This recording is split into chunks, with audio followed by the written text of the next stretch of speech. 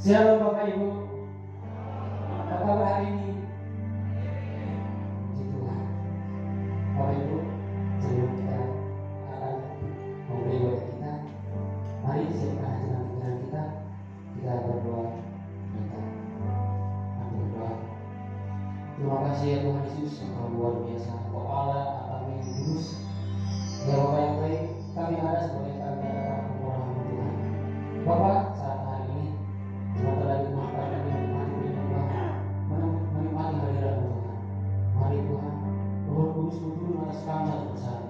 Dari yang tak mustahil, dari yang tak mungkin Tuhan. Bapak, berkenan beribadah kami hanya di dalam nama Tuhan Yesus Haleluya. Bersama katakan, Amin. Haleluya. Bapak Ibu, rezeki itu luar biasa bagi kita. Dia adalah sumber kekuatan bagi kehidupan kita. Dia mengenal kita lebih dari siapa. Bapak, Engkau mengenal.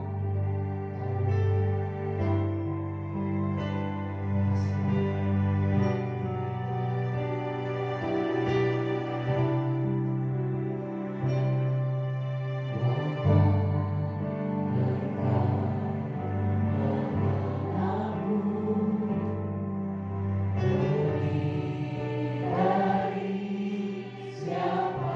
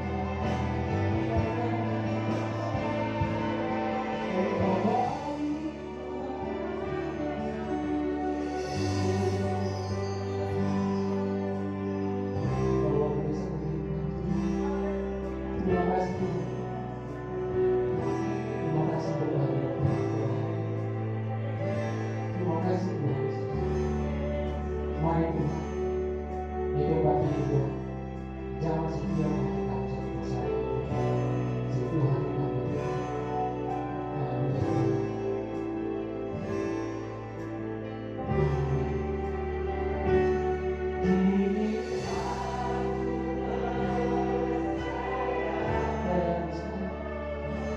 Tiada yang mustahil bagi kuasamu,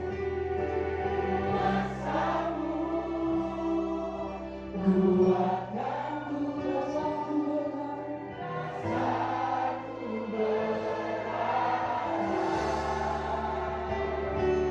Kini aku berserah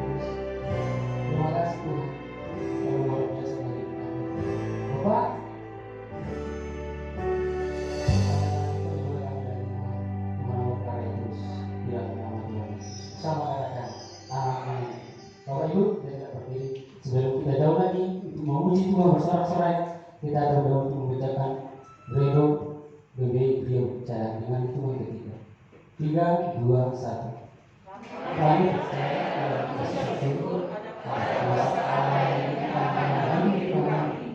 Kami mau bersyukur dalam segala hal dengan sikap ramah, penuh sukacita dan damai sejahtera. Kami percaya Yesus Kristus adalah Tuhan yang menjadikan kami anak sesuai janjinya.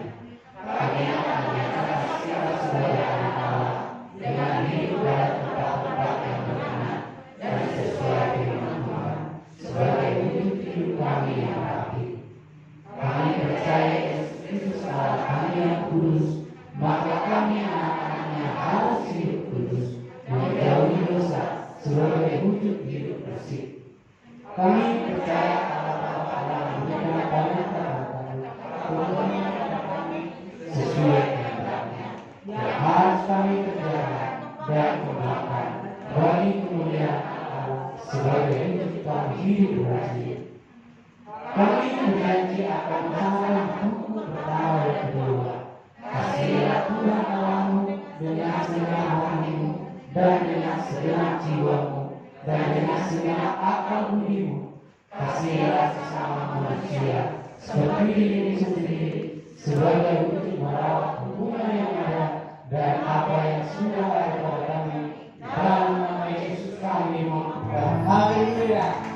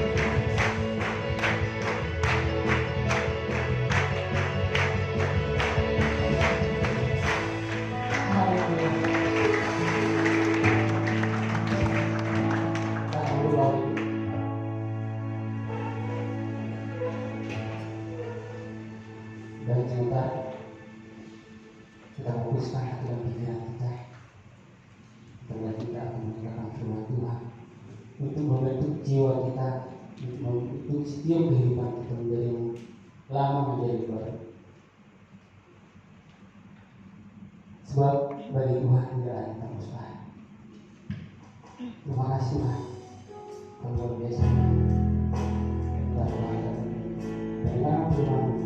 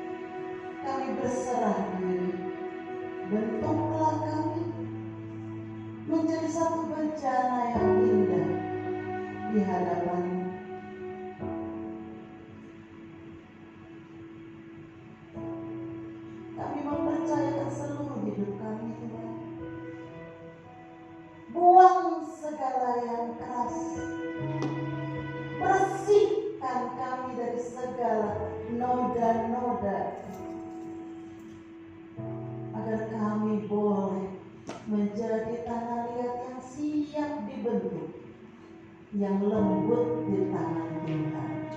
Terima kasih ya Bapak. Bersabdalah, kami rindu untuk mendengar firman-Mu di dalam nama Yesus. Haleluya. Yang siap mendengar firman kita serukan bersama. Amin. Amin. Amin. Shalom semuanya. Shalom. Wah, ini banyak anak muda. Puji Tuhan. Haleluya. Coba berapa banyak yang berusia 25 tahun ke bawah? 25 tahun ke bawah? Nah, banyak ya. Saya nggak angkat karena saya sebetulnya 25 tahun lebih dikit. Puji Tuhan. Puji Tuhan. Ya, hari ini, saat ini saya ingin berbicara mengenai satu hal yang penting bagi kita. Coba kita baca dulu dalam Matius 28. Matius 28 ayat 19. Mari buka. Matius 28 ayat 19. Ayo silakan baca ya. Matius 28 ayat 19. Matius 28 ayat 19. Yuk kita baca bersama. 2, 3.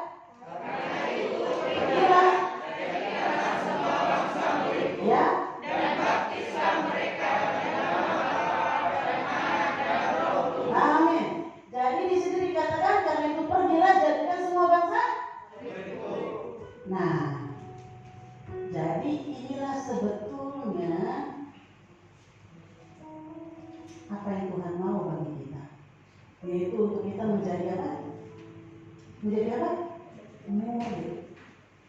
Murid, katakan murid. Murid. Sebab itu siang ini saya membawakan tema menjadi murid Yesus.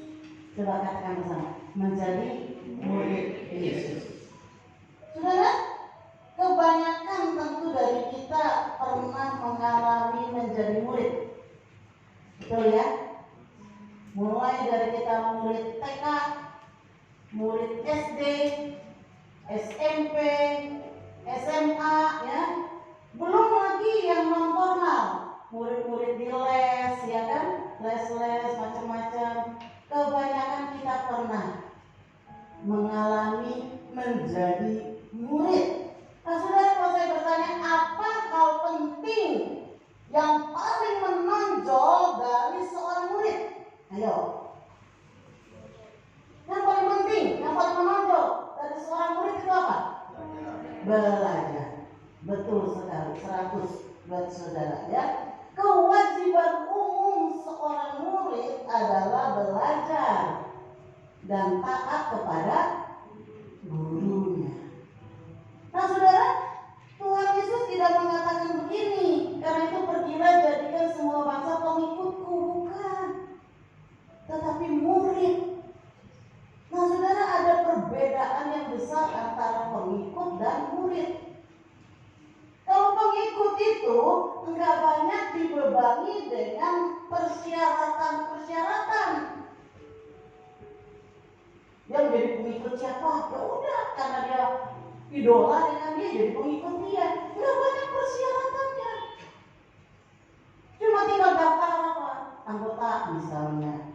Tetapi kalau jadi murid beda. Saudara harus mengikuti, ada tata tertibnya, ada aturannya, ada syaratnya, ada hal-hal yang harus dipenuhi, ada hal-hal yang harus kita lakukan.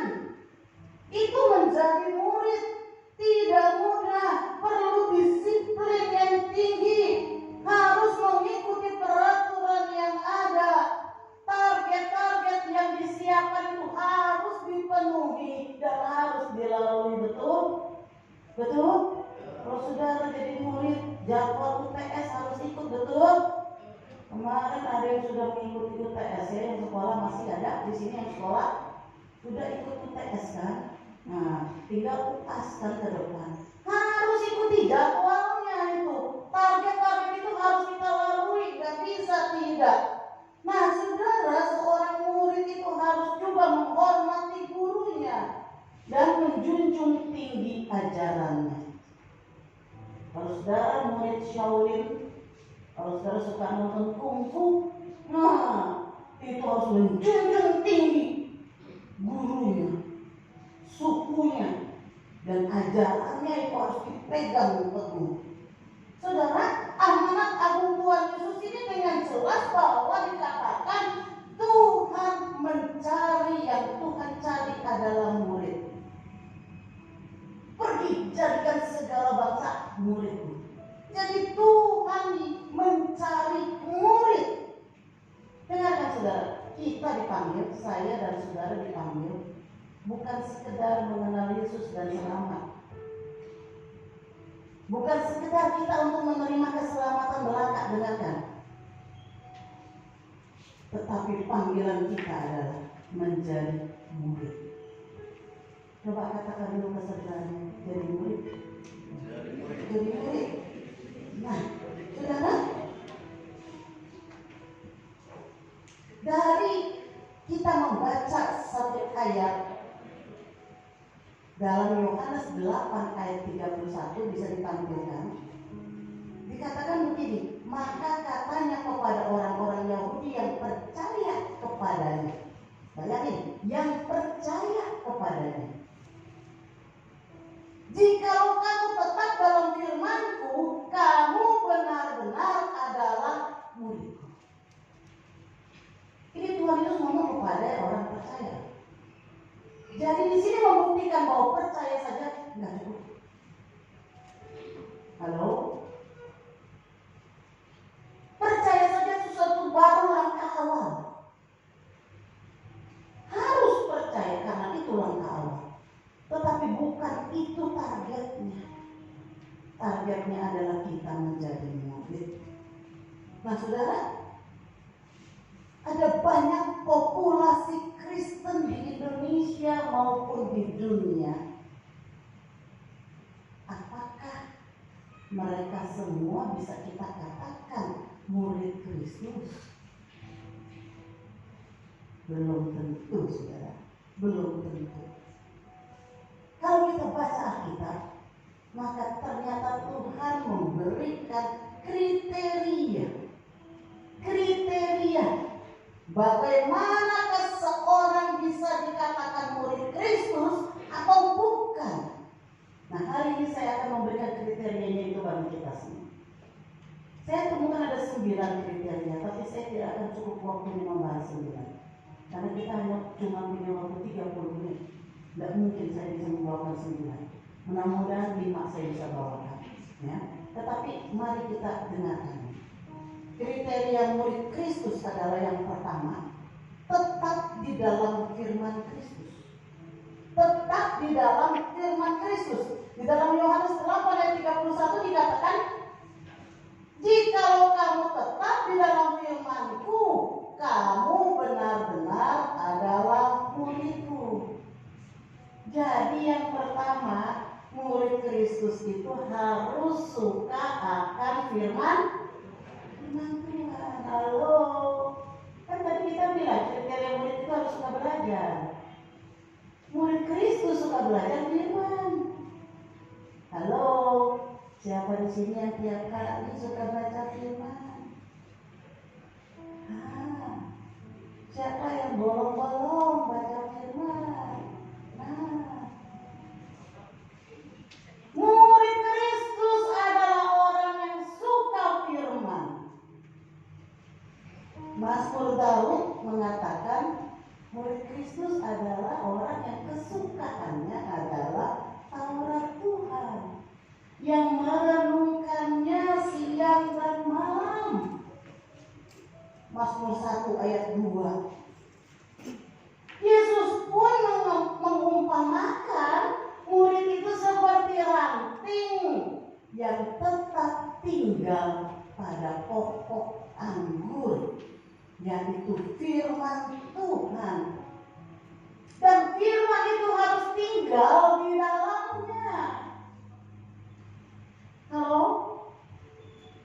Yang di belakang, coba perhatikan. Kalau kita tidak suka akan firman Tuhan, jangan ngaku-ngaku murid. Nggak masuk kriteria yang pertama aja, nggak masuk. Suka firman,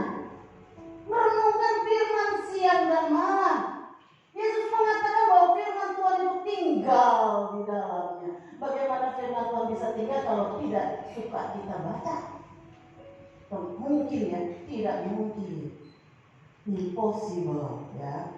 Nah, jika kita adalah murid, kriteria pertama ini harus kita penuhi, yaitu suka akan firman. Yang kedua, kriteria kedua, cepat saja. Seorang murid adalah orang yang saling mengasihi. Kita baca dalam Yohanes 13 ayat 35. Yohanes 13 ayat 35 bisa ditampilkan.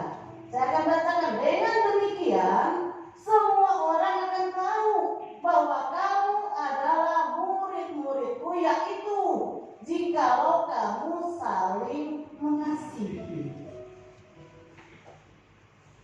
Nah, kriteria kedua ini adalah kalau kita murid, kita bisa dikenal, yaitu karena ada kasih di dalam kita.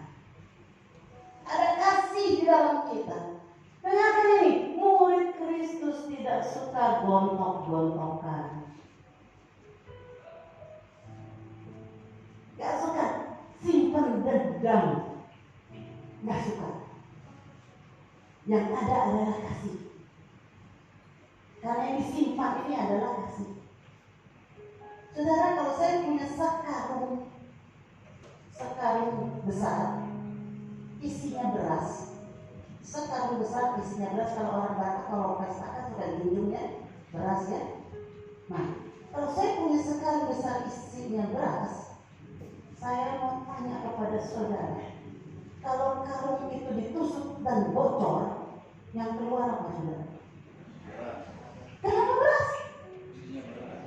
Kenapa yang keluar bukannya sampah? Karena isinya beras. Saudara, saya mau katakan, saudara tidak bisa mengeluarkan kasih kalau saudara tidak punya kasih. Sebab itu saudara harus penuh dulu dengan kasih Kristus.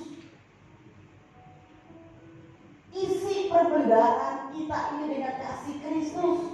Jadi kalaupun saudara itu ditekan, sobek hati saudara, yang keluar nggak bisa enggak selain apa? Karena saudara nggak nyimpen sampah di sini, saudara nggak nyimpen dendam, saudara nggak nyimpen kebencian, tapi saudara yang simpan adalah kasih Kristus. Jadi kalaupun saudara ditekan oleh lingkungan kita, mungkin saudara tertusuk, tapi nggak bisa tidak, yang keluar adalah kasih. Murid Kristus adalah orang-orang yang saling mengasihi. Itu poin kedua. Yang ketiga, saudara, supaya cepat. Murid Kristus melakukan apa yang Yesus lakukan. Matius 10 ayat yang ke-1. Matius 10 ayat yang ke-1. Dikatakan Yesus memanggil ke-12 muridnya dan memberi kuasa kepada mereka untuk mengusir roh-roh jahat dan untuk melenyapkan segala penyakit dan segala kelemahan. Saudara, murid Kristus memiliki hatinya Yesus. Kalau kita bilang kita murid Kristus, tandanya apa?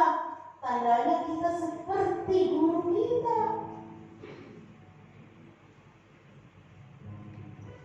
Orang yang kalau saudara sudah nonton kungfu, saudara mengerti benar. Apa yang diajarkan kungfunya, gurunya, itu juga yang dimiliki sama dia. Betul ya? Jadi kalau dari persilatan, orang tahu nih, gayanya begini, itu pasti kamu bergurunya di sana ya. Kamu berarti orang sana ya. Dari gayanya berketahuan sudah. Kalau kita bilang kita murid Yesus, maka kita harus memiliki hati Yesus. Nah, hati Yesus apa? Punya belas kasihan kepada apa? Jiwa-jiwa yang terhilang. Itu hati Yesus. Jadi kalau kita bilang kita murid Yesus, maka kita pun harus memiliki belas kasihan, melakukan apa yang Yesus lakukan. Yesus berjalan berkeliling apa? Memberitakan firman. Berjalan Berjalan berkeliling ngapain? Menyembuhkan yang sakit. Berjalan berkeliling ngapain? Peduli kepada yang susah. Kalau kita murid Yesus, kita memiliki hati Yesus yang peduli kepada jiwa-jiwa yang terhilang. Selanjutnya saudara, tadi yang berapa ya? 3 ya. Sekarang yang keempat saudara. Murid Yesus harus rela memikul salibnya sendiri. Baca dalam Lukas 14 ayat 27. Lukas 14 ayat 27 tolong tampilkan. Barang siapa tidak memikul salibnya dan mengikut aku, ia tidak dapat menjadi muridku. Nah saudara, setiap murid itu punya salib masing-masing. Tuhan bilang, ikulah-Ku yang Kupasang dan belajarlah kepadaku, karena aku rendah hati dan lemah lembut. Saudara, setiap kita memiliki salib. Salib bukan berbicara tentang masalah yang kita buat-buat, bukan. Salib bukannya berbicara tentang gara-gara lu sendiri, kesalahan lu sendiri, bukan. Ya, jadi kalau saudara nyolong cucian orang, terus saudara dikejar-kejar, digebukin, terus saudara bilang, aduh salib saya berat. Salah. Itu bukan salib. Itu kesalahan sendiri, nyuri cucian orang, nyuri jemuran orang. Tapi salib itu berbicara kalau kita mengalami tekanan, mengalami masalah karena kita menjadi pengikut Yesus, itu baru namanya salib. Nah kita punya salib masing-masing. Mungkin gara-gara kita Kristen, saudara gak pernah naik pangkat di kantor, itu salib. Mungkin gara-gara saudara Kristen, ada cowok yang naksir sama saudara tapi namanya Abdullah, tidak jadi. Nah itu salib saudara.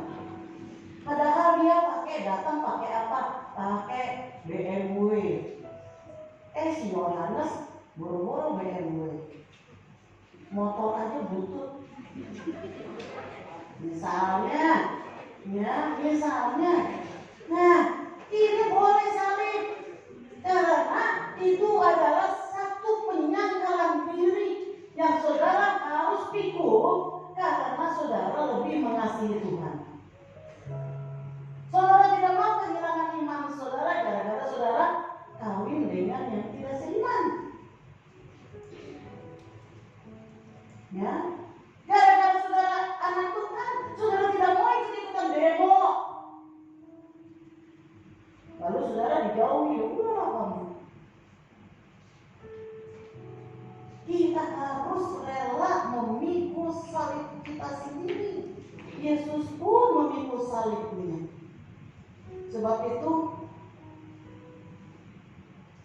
anak Tuhan, murid Kristus, bukan bicara tentang hidup nyaman.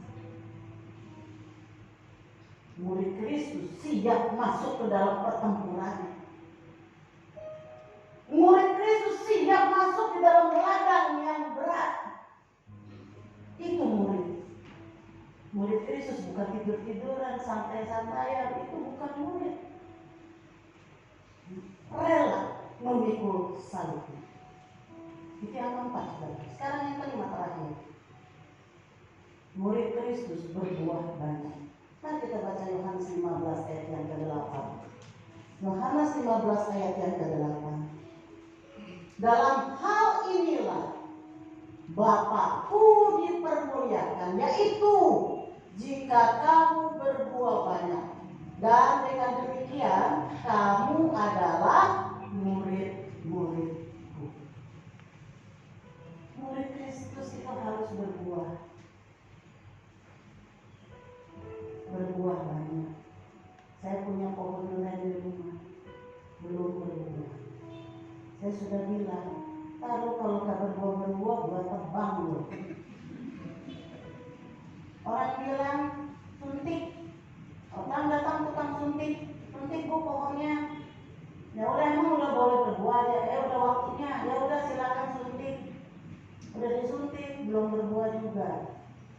Terus teman saya bilang, kasih bodrex Ci. Pusing kali gue kasih bodrex ya.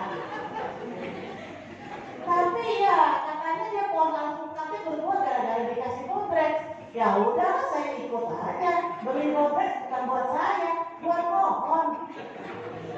Hancurin, dibelah batangnya, dimasukin tutup lagi. Sejak dikasih bodrex sampai sekarang sudah 1 bulan, belum ada tanda-tanda. Saya sudah tidak ngerti lagi ya. Saya bilang, lu udah dikasih bodrex masih belum berbuah. Aduh, saya nggak tahu lagi ngomong yang mana dia mau berbuahnya kapan. Ya. Tapi saya bilang, kalau lu nggak perlu berbuah terus, ditebang lo. Ayo kalau mau disayang berbuah. Murid Kristus harus berbuah. Amin. Nah, saudara, kalau kita bicara mengenai berbuah, ada 3 macam pengertian berbuah. Yang pertama adalah buah pertobatan. Katakan buah pertobatan. Buah pertobatan ini adalah hidup yang berubah dari sebelum kenal Tuhan dengan setelah kenal Tuhan. Tadi pagi saya berbicara mengenai perjumpaan yang mengubahkan. Jadi harus ada perubahan antara hidup sebelum kenal Tuhan dan setelah kenal Tuhan. Ini namanya buah pertobatan. Kalau dulu senangnya ganti-ganti cewek, ganti-ganti pacar, karena apa sih harus ganti-ganti pacar? Karena hatinya gak pernah puas. Karena hatinya ada kekosongan. Itu yang harus diobati. Dan saya mau bilang, bukan pacar yang bisa mengobati, hanya kasih Kristus yang bisa mengobati. Saudara harus minta itu, minta pemulihan, harus ada perubahan. Dulu nggak bisa ngeliat ada barang bagus, pengen ngambil dulu. Begitu kenal Tuhan, saudara merasa cukup, nggak perlu melihat orang lain punya. Dulu ngeluh terus. Setelah kenal Yesus, saudara bersyukur dengan apa yang ada. Ada perubahan. Itu namanya buah pertobatan. Yang pertama, buah pertama. Buah yang kedua berbicara mengenai buah roh. Nah, ini kita bisa baca dalam Galatia pasal 5 ayat 22-23. Buah roh ada 9 karakter buah roh. Kasih, sukacita, damai, sejahtera, kebaikan, kelembutan, kesetiaan, kemurahan. Lalu apalagi apalagi konsep satunya terakhirnya penguasaan diri. Ada 9 karakter. Tadinya nggak pernah sukacita, tapi sejak kenal Tuhan, nggak tahu tuh saya kok gampang bener ya senang, muka saya jadi berseri. Dulunya marah-marah mulu, sekarang bisa sabar. Dulunya boro-boro, kalau orang senggol sedikit, potong sedikit kita punya jalan, wah mendidih langsung. Emang lu doang yang bisa ngebut, gue juga bisa. Wah, kebut-kebutan. Tapi sekarang ada kesabaran, ada penguasaan diri. Itu buah roh. Lalu yang ketiga, saudara, buah pelayanan. Buah pelayanan berbicara tentang apa? Jiwa-jiwa yang kita bawa kepada Tuhan. Saudara, dikatakan kalau murid Kristus berbuah banyak. Saudara tidak hanya berbuah pertobatan, saudara tidak hanya berbuah roh, tapi saudara juga memiliki buah pelayanan. Saya sudah Kristen, sudah 50 tahun Kristen, tapi saya belum pernah bawa satu orang pun kepada Tuhan. Miskin nanti kita di surga, nggak ada mahkotanya. Mesti ada jiwa yang kita bawa. Saudara, keluarga kami, orang tua saya, Mama saya itu hanya satu-satunya keluarga kami yang Kristen di antara keluarga mami saya masih muda. Jadi kalau kita imlekkan ke rumah engkong, pergi ke rumah engkong, imlekkan saudara, yang lain semua masih semboyan. Kita enggak, satu keluarga kita enggak. Jadi emak saya ini tahu, oh kalau ini datang, langsung dia sediain makanannya yang berbeda. Jangan makannya ini udah sembahyang. Ini buat makanan sembahyang. Dia udah tahu. Dia menghormati kita yang tidak. Mami saya suka mendoakan. Mulai dengan mendoakan saudara. Suka mendoakan. Saudara tahu? Dari sekian banyak saudara, semuanya sudah kenal Tuhan. Kecuali satu saudara yang belum kenal Tuhan, yang masih muda. Tetapi anak-anaknya, menantunya, beberapa sudah kenal Tuhan. Saudara, satu orang bertobat, satu keluarga diselamatkan. Asal apa? Asal mau kita dipakai Tuhan. Asal mau kita bersaksi.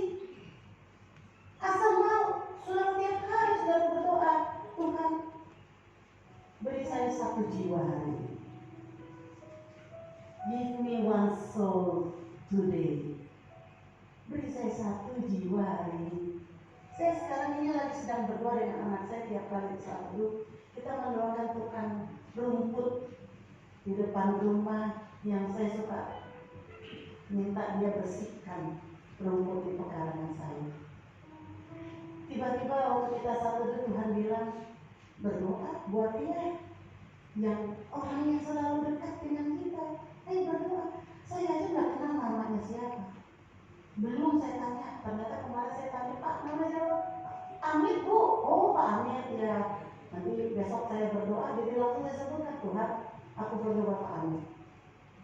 Sebab waktu saya bilang kepada anak saya, yuk kita berdoa tukang rumput itu.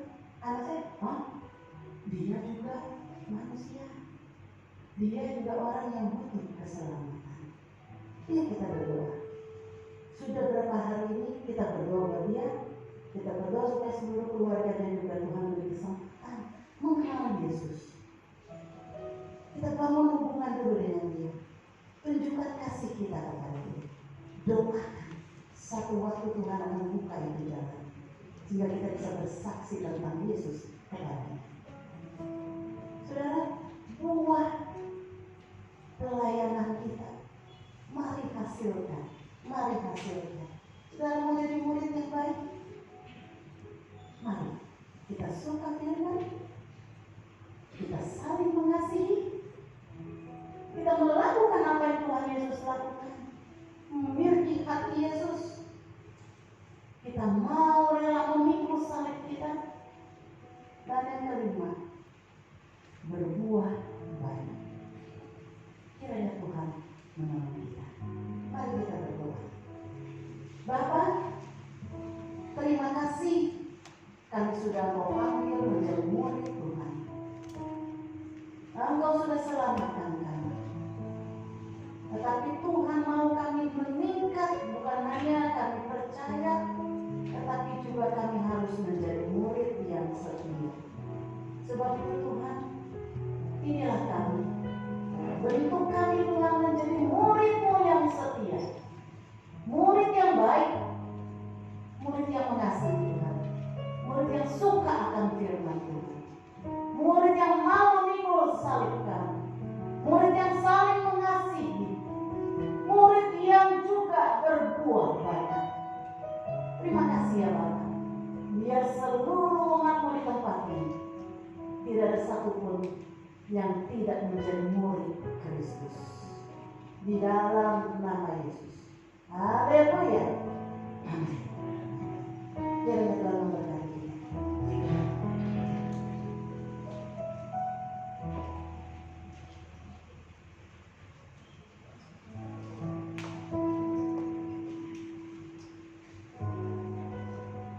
Puji Tuhan. Kita semuanya berkata oleh firman Tuhan. Amin.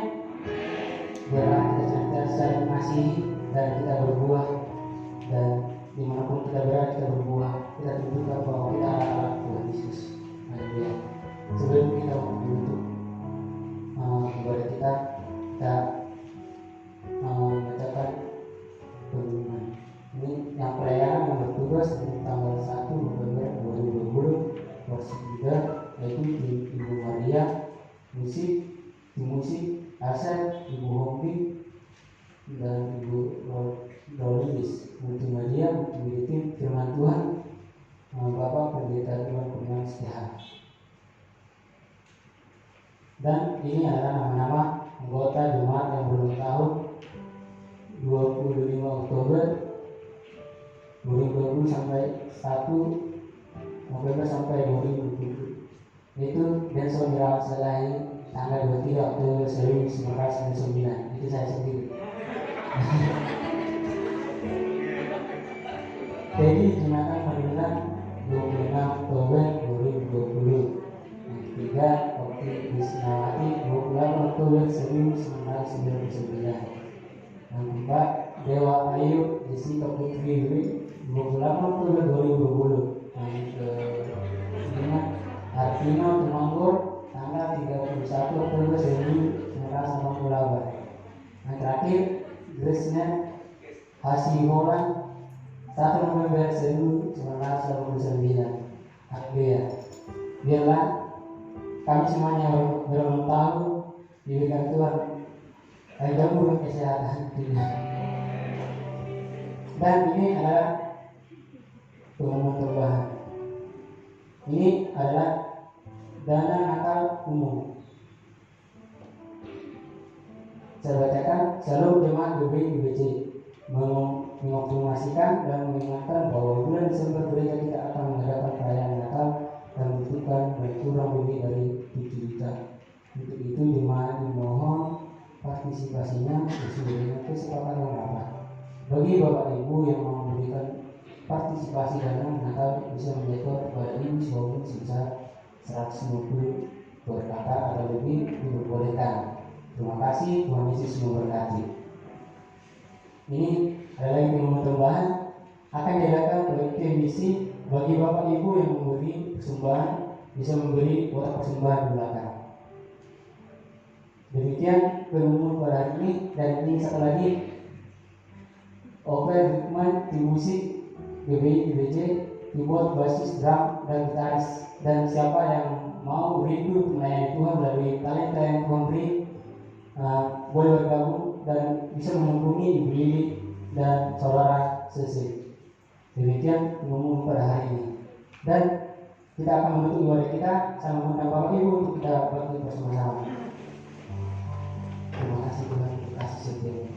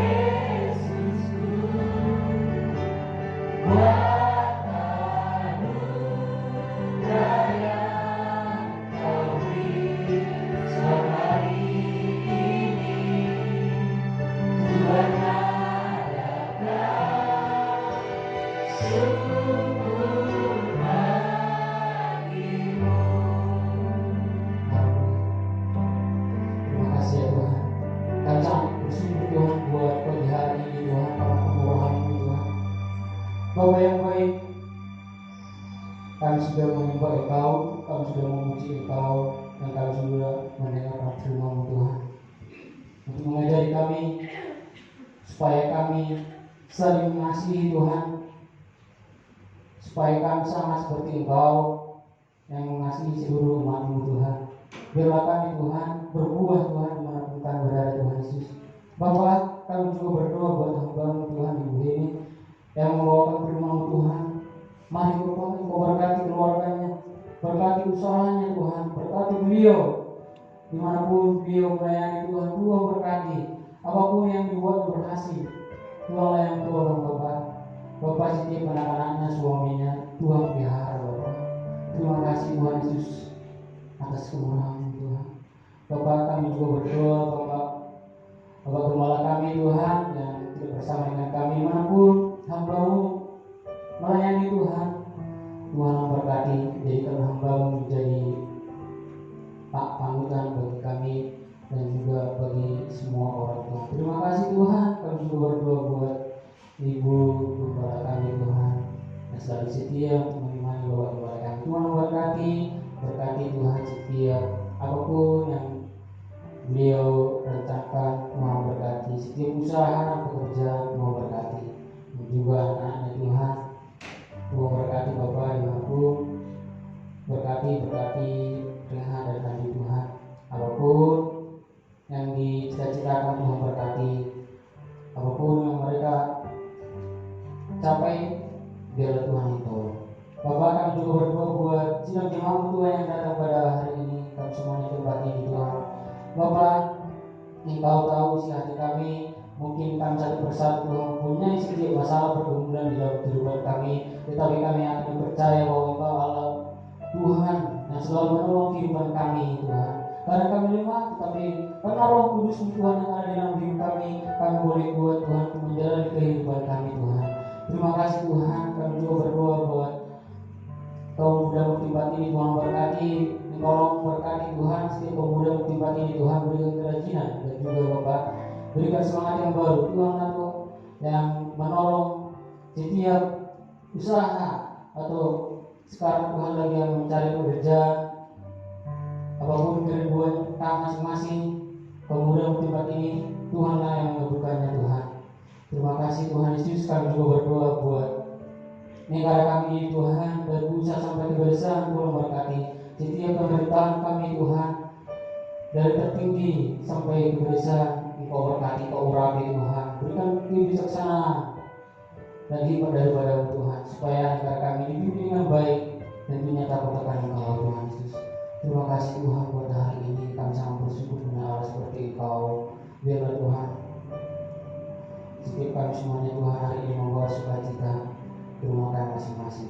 Pujilah Engkau, inilah doa kami ini hanya di dalam nama Yesus. Haleluya, amin. Bapak, kami juga sebelum kami pulang, kami juga rindu untuk kembali memberkati. Terima kasih Tuhan. Arahkan hatimu kepada Tuhan, angkat tanganmu di hadapan Tuhan dan terimalah berkat. Pulanglah dengan membawa sertamu segala anugerah berkat rahmat dari Allah Bapa, kasih setia dari Tuhan kita Yesus Kristus, serta persekutuan, pendampingan, penghiburan dari Roh Kudus kiranya menyertai kita sekalian mulai dari sekarang sampai Tuhan Yesus datang kembali. Di dalam nama Yesus, yang percaya mari kita serukan bersama.